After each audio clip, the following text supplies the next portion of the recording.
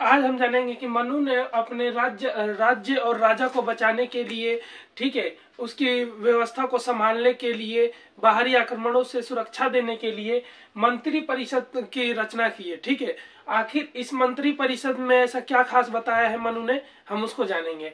पहला पॉइंट है, मनु ने बताया है मंत्रियों की योग्यता। मनु ने इस बात में कहते हुए कहा है मंत्री परिषद के तर्क में कि आज के समय में राजा एक कोई सरल विषय पर भी अगर निर्णय लेना हो तो एक व्यक्ति के लिए वो आसान नहीं होता, उसके लिए कई व्यक्तियों का वो परामर्श लेता है। तो फिर ये एक तो पूरे राज्य को चलाने की बात की जा रही है, यहाँ पर एक राजा अकेले कैसे पूरे राज्य को चला सकता है। इसके ऊपर मनु ने कहा है कि राजा के लिए एक मंत्री परिषद की नियुक्ति की जाएगी जिसके अंदर कई मंत्री होंगे और सभी मंत्री अपने अलग अलग गुण के लिए, अलग अलग काम उपलब्धियों के लिए जाने जाएंगे। ठीक है, मनु ने मंत्रियों की योग्यता में कहा है कि जो मंत्री हैं वो योग्य होने चाहिए, कुशल होने चाहिए, जैसे कि वो आलस्य रहित होने चाहिए, भयभीत से निर्भय होने चाहिए। ठीक है, जैसे किसी बाहरी देश का आक्रमण हुआ तो वो अपना देश छोड़ के ना भाग जाए, ऐसे मंत्रियों की कोई आवश्यकता नहीं है। ठीक है, मनु ने कहा है कि जो मंत्री हैं उनको अपने कार्यों को एकदम सही ढंग से करना आना चाहिए, वो एक एक विषय के ज्ञाता होने चाहिए, वेद पुराण और फिर और भी जितने भी विषय हुआ करते थे उनके दरबार में। मनु ने कहा है मंत्री परिषद के अंदर प्रत्येक क्षेत्र का एक मंत्री होना चाहिए, जैसे कि अर्थशास्त्र का एक मंत्री होना चाहिए। वर्तमान में हम देखते हैं जो हमारा कैबिनेट मंत्री है, कैबिनेट मंत्री कह रहा हूँ, जो हमारा लोकसभा राज्यसभा है, पूरे देश को चलाने के लिए हर एक क्षेत्र का एक मंत्री है। विज्ञान का एक मंत्री है, टेक्नोलॉजी साइंस टेक्नोलॉजी का एक मंत्री है, एजुकेशन का शिक्षा मंत्री है, सड़क विभाग के लिए मंत्री है। ठीक है, उसके बाद से अर्थशास्त्र मंत्री है, विदेश मंत्री है, हर एक विभाग के लिए, हर एक कार्य के लिए एक अलग मंत्री है। इससे क्या होता है कि कार्य को वो कुशल तरीके से कर पाता है, सही तरीके से कर पाता है, उसके दिमाग पर ज्यादा लोड नहीं पड़ता, तो वो उस काम को अच्छे तरीके से कर पाता है। ठीक है, तो मनु ने अपने मंत्रियों की योग्यता के लिए इन सब बातों का समावेश किया है। मनु ने अगले पॉइंट में कहा है मंत्रियों के दायित्व एवं अधिकार, कि मंत्रियों को क्या दायित्व दिए जाने चाहिए और क्या अधिकार दिए जाने चाहिए। मनु ने कहा है, मनु ने सबसे ज्यादा महत्व राज्य को दिया है और कहा है कि अगर राज्य के ऊपर कुछ भी परेशानी होती है या कि कुछ भी कोई सा भी दिक्कत परेशानी होती है तो उसके दो ही कारण हो सकते हैं, या तो राजा या तो मंत्री। मनु ने कहा है कि मंत्रियों और राजा में ज्यादा फर्क नहीं होना चाहिए, उसको भी बहुत सारे अधिकार होने चाहिए। ठीक है, मंत्रियों का काम है कि वो अच्छे अधिक अध्यक्षों की नियुक्ति करे और अच्छे अध्यक्ष, अच्छे अधिकारियों की नियुक्ति करे।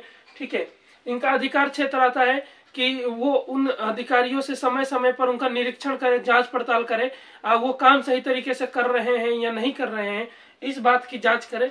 और तो और वो जो मंत्री हैं उन सबको मंत्री हैं वो अपने अध्यक्ष जो नीचे युक्त हैं और उनसे भी नीचे है अधिकारी, उनसे नीचे है सेवक, उससे नीचे है कार्य करने वाले।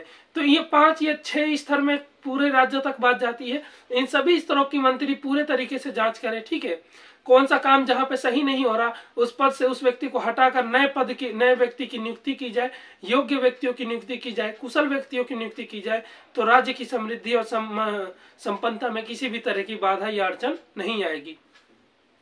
मनु ने तीसरा पॉइंट कहा है मंत्री परिषद की कार्य प्रणाली। जो मंत्री परिषद है वो किस प्रकार कार्य करेगी राज्य के लिए, तो मनु ने इसके बारे में कहा है कि कुछ कार्य ऐसे होते हैं जो मंत्री को मंत्री परिषद से पूछ के करने चाहिए। ठीक है, जैसे कि किसी बात पर मंत्रणा करनी हो, मंत्रणा मतलब बातचीत। ठीक है, तो उसे मंत्री परिषद में बैठकर प्रत्येक मंत्रियों के साथ तो एक बार बात करे और दूसरी बार एक एक मंत्रियों से मिलकर अलग अलग पृथक करके, यानी अलग अकेले में मिल के एक एक मंत्री से उस बात पर विचार करे। कोई ऐसा विषय हो जिसपे वो सोचने में थोड़ा सा हिचकिचा रहा हो, जैसे दूसरे देश पे राज्य आक्रमण करना हो मगर वो समझ नहीं पा रहा है कि करूं कि नहीं करूं क्योंकि वो ज्यादा शक्तिशाली है, तो वो अलग अलग मंत्रियों से बैठ के विवेचना कर सकता है, उनसे बातचीत परामर्श कर सकता है, विचार विमर्श कर सकता है कि हमें ऐसा करना चाहिए या नहीं करना चाहिए। एक बार तो वो अकेले में सबसे कर ले और दूसरी बार वो सबके साथ बैठ के कर ले कि सबका क्या मत है। ठीक है, कौन क्या कहना चाहता है। तो मंत्रियों की कार्य प्रणाली में इन बातों का समावेश किया गया है। साथ ही साथ कौन से व्यक्ति गुप्तचर होंगे, कौन से व्यक्ति गुप्तचर नहीं होंगे, गुप्तचरों की नियुक्ति, उनको हटाना, यह भी मंत्री परिषद का काम है। दूसरी बात, तीसरी बात कि उन गुप्तचरों को कौन सी बात राजा को बतानी चाहिए। पहले वो बात मंत्री परिषद में जो मंत्री हैं गुप्त व्यवस्था का, ठीक है, जो विदेश मंत्री है उसको पता चले, उसके बाद से वो उस बात को राजा तक पहुंचाएगा। तो इस तरह करके एक कड़ी के हिसाब से काम हो तो कोई गलती नहीं होगी, ठीक है। मनु ने इस प्रकार से बनाया है। चौथा पॉइंट है मंत्रणा की गोपनीयता। मंत्रणा मतलब अभी मैंने आपको बताया बातचीत करना। तो मनु ने कहा है जो मंत्रणा है, बातचीत है, उसकी गोपनीयता होनी चाहिए। वो एक राज रहे, सिगरेट रहे, ठीक है, पीने वाला सिगरेट नहीं, राज वाला सिगरेट, ठीक है, मिस्ट्री। मनु ने इसके लिए कहा है कि राजा को जब भी किसी खास विषय पर मंत्रियों से विवेचना, विचार विमर्श जो कुछ भी करना हो तो वो अकेले में करे, एकांत में करे। किसी के वो पहाड़ी पर, मनु ने तो यहाँ तक कहा है कि राजा बस विचार विमर्श करने के लिए पहाड़ी पर एक अलग से महल बनवाए ताकि वो वहां पर रहकर विचार विमर्श कर सके, ठीक है। साथ ही साथ मनु ने कहा है कि मंत्री जब मंत्री परिषद के साथ या फिर मंत्री के साथ जब राजा विचार विमर्श करे तो वहां से तोता, मैना, सुग्गा, ये जो पक्षी है, कबूतर, चीलबाज, इन सबको भगा दे, ठीक है, उनको हटवा दे। साथ ही साथ वहां पे कोई वृद्ध व्यक्ति, मल्लेच मतलब जो एक जाति होती है, ठीक है, कपड़े धोने का काम करती है मल्लाहों की तरह, वो हो, कोई वृद्ध हो, कोई अस्वस्थ व्यक्ति हो, कोई पागल व्यक्ति हो, उन सबको वहां से हटवा दे, क्योंकि इन सब में बुद्धि कम होती है और कुछ जो गुप्तचर होते हैं वो खासकर इन कमजोर व्यक्तियों की तरह ही भेष लेकर बातों को सुनते हैं और अपने राज्य तक इस बातों को पहुंचा देते हैं। यानी कि वो जासूसी हो जाती है, उस बात को विफल हो जाता है, वो बात समाज में आने से पहले ही लीक हो जाती है। तो ऐसा ना हो, इसीलिए मनु ने इस प्रकार की बात की है, गोपनीयता की। और इसके पीछे गोपनीयता रखने के लिए उसने कितनी बड़ी वो बात कही है कि राजा को एक अलग महल बनवा लेना चाहिए पहाड़ी पर, जिसमें वो विचार और विमर्श कर सके। मनु ने अपने मंत्री राज्य को बचाने के लिए प्रशासनिक व्यवस्था की भी स्थापना की है, ठीक है। प्रशासनिक व्यवस्था यानी कानूनी व्यवस्था, जो राज्य की व्यवस्था होती है, जो सुरक्षा देने का काम करती है, उस व्यवस्था की बात की है। मनु ने कहा है कि जो समाज है, हमारे समाज में सुरक्षा का होना बहुत ज्यादा जरूरी है और लोक कल्याण के लिए भी सुरक्षा का होना बहुत ज्यादा जरूरी है। अगर प्रजा ही स्वयं को सुरक्षित नहीं महसूस करेगी तो वो हमारे राज्य में क्यों निवास करेगी, ठीक है। तो इसके लिए मनु ने, अगर अपराधों पे रुकावट नहीं लगेगा, लोग अपराध करेंगे, कोई जो चोरी कर रहा है वो चोरी करेगा, जो बलात्कार कर रहा है वो बलात्कार करेगा, ठीक है। मतलब अब महिलाओं के साथ अपराध हो रहा है, अत्याचार हो रहा है, उस पर कोई रोक लगाने वाला नहीं है, अंकुश लगाने वाला नहीं है, तो उस राज्य में कौन रहना चाहेगा, उस राज्य में उन्नति कैसे होगी, ऐसा कुछ नहीं हो पाएगा। इसीलिए मनु ने कहा है, दंड विधान बताया है। इसके लिए मनु ने कहा है कि दंड विधान बहुत ही बेहतरीन तरीका है किसी को भी सुधारने के लिए। मनु ने कहा है कि मानो तो ये सबके लिए, पूरे मनुष्य जाति के लिए दंड एक उचित चीज है, क्योंकि जो गलत नहीं करते हैं उसके लिए तो उचित है, लेकिन जो गलत करते हैं वो तो इसको कहेंगे कि ये गलत है, ठीक है। तो हमें तो उचित इस हिसाब से देखना चाहिए जो सही है, ठीक है। तो दंड विधान को मनु ने बहुत उचित कथन के तौर पे, कार्य के तौर पे माना है कि कुछ हो या ना हो लेकिन दंड विधान जरूर होना चाहिए। दंड विधान को मनु ने सर्वोपरि यानी सबसे ऊंचा बताया है, ठीक है। दंड जरूर होना चाहिए उस राज्य में। साथ ही साथ मनु ने कहा है कि ये सर्वशक्तिमान है दंड, ठीक है। ये खुद निर्भय होता है क्योंकि दंड को किसी से डर ही नहीं लगता, और साथ ही साथ दूसरे को भी निर्भय रखता है, यानी कि दूसरों को भी दंड का डर लगा रहता है। जिसको गलत काम करने वाले को ही तो दंड का डर लगा रहेगा, और जो अच्छे काम करने वाले हैं वो तो निर्भय रहेंगे, ठीक है। तो अच्छे कार्यों के हिसाब से देखा जाए तो दंड एक निर्भय है, स्वयं के लिए भी और दूसरों के लिए भी। मनु ने इस प्रकार करके अपने राजा के लिए प्रत्येक चीज की व्यवस्था की है कि वो राज्य को चलाने में किसी भी तरह की कमी ना रखे, ठीक है। तो जो और राजा के इतनी सारी शक्तियां, मंत्री परिषद को शक्तियां, राज्य को चलाने के लिए प्रशासनिक व्यवस्था की बात, मनु ने इन सारी चीजों की बात की है, ठीक है। आप चाहे तो इसका स्क्रीनशॉट लीजिए, उसके बाद हम देखते हैं।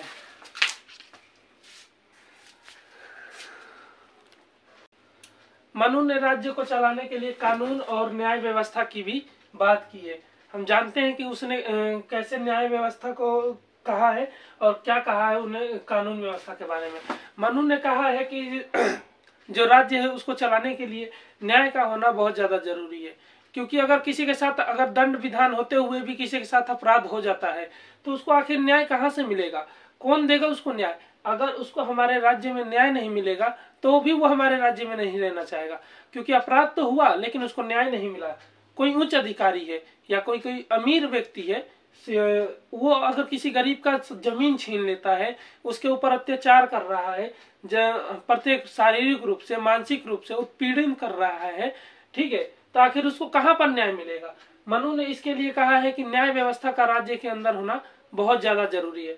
मनु ने इसके लिए कुल कहा है कि कुल 10 व्यक्ति होने चाहिए। न्याय व्यवस्था के लिए 10 व्यक्तियों की बात की है मनु ने कहा है कि ये 10 व्यक्ति अलग अलग क्षेत्र के अलग अलग ज्ञाता होने चाहिए। इसमें एक ब्राह्मण होना चाहिए जो वेदों का ज्ञान रखता हो, ठीक है, और कुछ विज्ञान का ज्ञान रखने वाले व्यक्ति होने चाहिए, कुछ अन्य चीजों के ज्ञान रखने, कुछ धन का ज्ञान रखने वाला व्यक्ति होना चाहिए। ऐसे व्यक्तियों की उसने बात इसलिए की है क्योंकि अगर जो पीड़ित है वो किसी भी क्षेत्र से आए, जैसे उसके साथ धन से संबंधित कोई अपराध हो गया हो, या फिर उसके साथ कोई छीन छान हो गई हो, उसका जमीन किसी ने छीन लिया हो, उसको कानूनी रूप से कानूनी कह रहा हूं, उसको शारीरिक दंड दिया गया हो, तो इसके अंदर एक ताकतवर व्यक्ति होने की भी बात की गई है। या फिर उसके साथ अगर ज्ञान के लेकर उसके साथ कोई भेदभाव किया गया हो तो उसके दुखों का कारण हल करने के लिए, उसके परेशानियों को हल करने के लिए इसके अंदर ब्राह्मण व्यक्ति और एक ब्राह्मण ज्ञाता की बात की गई है। तो 10 व्यक्तियों की बात की है। इसके ऊपर अलग अलग जो हमारे इतिहासकार हैं उनका कहना है कि ये जो 10 व्यक्ति हैं ये योग्य और अच्छे होने चाहिए। तो मनु का भी यही कहना है कि ये 10 के 10 व्यक्ति आप स्वार्थी ना हो और पक्षपाती ना हो। जैसे कि पक्षपाती मतलब किसी एक पक्ष का ये बढ़ चढ़कर बात बोले और दूसरे पक्ष की बात ही ना सुने, ऐसे व्यक्ति ना हो, ठीक है। यदि ऐसे व्यक्ति हैं तो फिर न्याय तो भाड़ में गया, वहां पे कुछ नहीं होगा। वहां पे होगा तो होगा केवल और केवल विद्रोह राजा के खिलाफ। अगर ऐसे व्यक्ति हैं तो मनु ने कहा है कि राजा का विनाश होना निश्चित है। मनु ने किस बातों को न्याय और कानून व्यवस्था को स्थिर बनाए रखने के लिए कही है, तो पहला है न्यायाधीश। न्यायाधीश कैसा होना चाहिए? मनु ने कहा है जो न्यायाधीश है वो ब्राह्मण होना चाहिए और वो सभी वेदों का ज्ञाता होना चाहिए, ठीक है, तो ही जाके हमारी न्याय व्यवस्था चलेगी। मनु ने कहा है कि ये योग्य और कुशल होना चाहिए, ठीक है, इसको प्रत्येक चीज का ज्ञान हो, ठीक है, वो ही न्यायाधीश हो। इसके अंदर एकाग्रता हो, इसमें इतनी क्षमता, इसकी योग्यता इतनी ज्यादा हो, ये व्यक्ति के हाव भाव, बातचीत करने का तरीका उसको देखकर बता दे कि वो कहना क्या चाहता है, क्या वो सत्य बोल रहा है या असत्य बोल रहा है। मनु ने न्यायाधीश के बारे में और भी बहुत कुछ बताया है। मनु का कहना है कि जो न्यायाधीश हो वो उस पद पर ब्राह्मण बैठे, ठीक है, यहाँ पर भेदभाव होता है, लेकिन मनु ने कहा है कि अगर शूद्र कितना भी योग्यता वाला हो, कितना ही ज्ञानी हो, लेकिन वो न्यायाधीश के पद पर विराजमान नहीं हो सकता, ठीक है। मनु ने न्यायाधीश के बारे में और भी बहुत सारी बातें की है, ठीक है। दूसरा बात कही है जो मनु ने कानून और न्याय व्यवस्था में, साक्ष्य। किसी भी मसले के हम अंत तक पहुंचने के लिए साक्ष्य का होना बहुत ज्यादा जरूरी है। और कोई भी ऐसा अभी तक ब्रह्मांड में ऐसी कोई वो टेक्नोलॉजी नहीं बनी जो सच्चाई बता सके कि क्या वो सच बोल रहा है या गलत। इसके लिए मनु ने कहा है कि साक्ष्य होना चाहिए।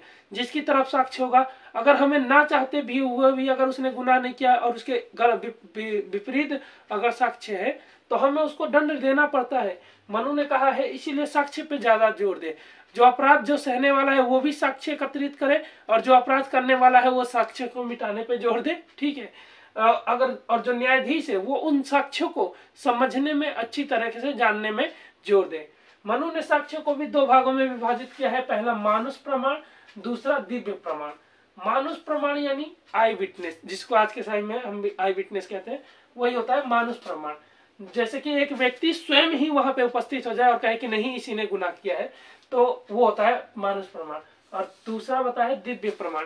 ऐसे प्रमाण जो दिखाई दें, ठीक है, जैसे कि चक्कू ला के किसी ने रख दिया और कहा कि देखिए महाराज इसी चक्कू से उसने घोप घोप के मेरे भाई को मार डाला, ठीक है। तो ऐसे होते हैं दिव्य प्रमाण। तो जो मानुष प्रमाण है इसके भी 3 भाग मनु ने बताए हैं। पहला है लिखित प्रमाण। मनु ने खुद इस बात पे जोर दिया है कि जो न्यायाधीश है उसको लिखित प्रमाणों पर ज्यादा जोर देना चाहिए, क्योंकि जो लिखित प्रमाण होते हैं वो सत्य होते हैं, वो झुठलाए नहीं जा सकते। लेकिन आज मनु ने इस बात को भी कहा है वहीं पर कि जो कुछ व्यक्ति अमीर होते हैं, जो धनेड़ी होते हैं, वो अपने बल पे, अपनी शक्तियों के दम पर लिखवा लेते हैं, ठीक है, डरा कर धमका कर लिखवा लेते हैं कि मैंने ये गुनाह नहीं किया, ये गुनाह किसी फलाना फलाना व्यक्ति ने किया है। तो ऐसे व्यक्ति अगर कोई पाया जाए तो जो जबरदस्ती करके लिखवाया हो तो उसको कठोर से कठोर दंड देना चाहिए। दूसरा बताए युक्ति। युक्ति यानी जो कोई सुझाव जो मुंह से बोल के कह देता है, उसके पास कोई पुख्ता सबूत तो नहीं होता है, लेकिन वो भी एक सबूत और संकेत की तरफ काम करता है, युक्ति। और तीसरा होता है साक्षी, यानी कि कोई ऐसा व्यक्ति जो जाके सीधा ही, मैंने बताया ना मानुष प्रमाण में, कि जाके व्यक्ति ही सीधा कहे कि मैं नहीं देखा था कि इसने उसको मारा, ठीक है।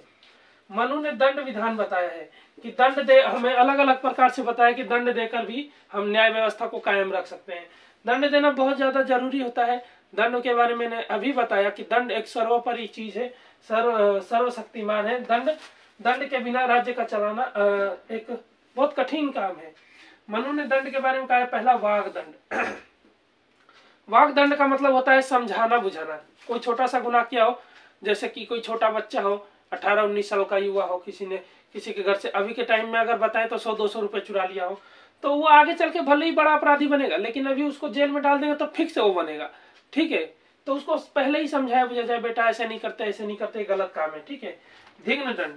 धिग्न दंड मतलब उसका उससे निंदा करना, मतलब समाज में फैला दो, ये बात राजा के द्वारा फैला दिया जाता था कि इसने इसके साथ गलत काम किया है, या फिर इसने शराब बेची है, इसने राजा की बात नहीं मानी, आप सब इसकी निंदा कीजिए, इससे बात मत कीजिए, किसी से बात करता है तो जब भी दिखे तो इसके बुराई कीजिए, ठीक है। तो मतलब उसको खुद में शर्मिंदगी महसूस करवाना है, वही होता है धिग्न दंड। तीसरा आता है धन दंड। अगर उसने किसी का धन का नुकसान किया है ज्यादा बड़ी मात्रा में, 1,00,000, 1.5 लाख, 2 लाख, तो उसको उसका जुर्माना देना पड़ेगा, जुर्माना के रूप में धन देना पड़ेगा। पांचवा आता है, चौथा, कामदंड। कामदंड मतलब शारीरिक यातनाएं, जैसे उसको काम करने के लिए दे दिया जाएगा। जैसे आप पहले के फिल्मों में आप देखते थे, अमिताभ बच्चन को ले जाते थे पहाड़ों में, पत्थर फुड़वाते थे, तो वो शारीरिक काम दिया जा रहा है। वो अपराध करके जेल जाते थे, उनसे ले जाके कोयले उखड़वाए जाते थे, फिर पत्थर फुड़वाए जाते थे, वहीं से वो भाग जाते थे, ठीक है। पुरानी फिल्मों में ये होता था। तो ऐसे काम दंड दिया जाए। फिर बद्ध दंड, अगर अपराध बहुत ज्यादा है तो उसका फाइल निपटा दिया जाए, ठीक है। उसके बाद बोला गया कारागार दंड। कारागार मतलब उसको जेल में रखा जाए, ऐसा दंड दिया जाए। जैसे कि उसने कुछ गुनाह ऐसा किया हो कि ना ही छोड़ा जा सकता है और ना ही उसको मारा जा सकता है, उसको कारागार में रखा जाए। फिर जाति बहिष्कार दंड, उस समय में ये चला करता था, आज के टाइम में नहीं चलता है ये। जाति बहिष्कार दंड यानी कि उसको अपनी जाति से ही निकाल दिया जाता था। जैसे कि अगर वो ब्राह्मण है तो उसको ब्राह्मण जाति ही अस्वीकार करती थी, वो उसको अपने घर में नहीं रखते थे, लोग बाग उसको अपने घर से भगा देते थे, तू गलत है ये कह उसको खुद में महसूस धिग्न दंड की तरह उसको शर्मिंदगी महसूस करवाते थे, उसको घर से निकाल देते थे, खाना पानी रिश्ता नाता सब तोड़ देते थे, ठीक है। जाति बहिष्कार कर दिया जाता था। फिर प्रायश्चित, अगर वो सुधार करना चाहता है वागदंड की तरह, खुद समझ गया वो राजा की बात और प्रायश्चित करना चाहता है, तो राजा उसको प्रायश्चित करने के लिए कुछ स्थान या फिर कहीं भेजा करता था, ठीक है। संपत्ति हरण, अगर उसने और भी ज्यादा दंड कर दिया है, काम कर दिया है संपत्ति से संबंधित, तो दंड तो लगाया ही जाएगा, जैसे 1.5-2 लाख। और उसके पास धन नहीं है तो क्या किया जाएगा, उसकी संपत्ति को जब्त कर लेगी सरकार, ठीक है। वो होता है संपत्ति हरण। निर्वसन दंड, उसको उसके घर से बाहर निकाल देना, ठीक है, वो होता है निर्वसन दंड। मनु ने इस प्रकार पूरे राज्य को चलाने के लिए प्रत्येक चीजों की विवेचना सही तरीके से की है। आप इसमें से देखिए और समझिए। कानून व्यवस्था हो गया, न्याय व्यवस्था हो गया, मंत्री परिषद, ऑलमोस्ट हमने सब समझा दिया है। पर राष्ट्र नीति और रह गई है, उसको भी समझा देंगे और ये खत्म हो जाएगा हमारा मनु चैप्टर। बहुत बड़ा है मनु चैप्टर, लेकिन ये 12th क्लास तो है नहीं, ये BA की क्लास है, तो हमें थोड़ा थोड़ा करके ही पढ़ना पड़ेगा और सब पढ़ना पड़ेगा, ठीक है। वो तो मैं शॉर्ट वीडियो बनाता हूँ, लॉन्ग वीडियो बनाऊंगा तो ये और बड़ी बड़ी क्लासें हैं, ठीक है। पूरा वीडियो देखने के लिए धन्यवाद।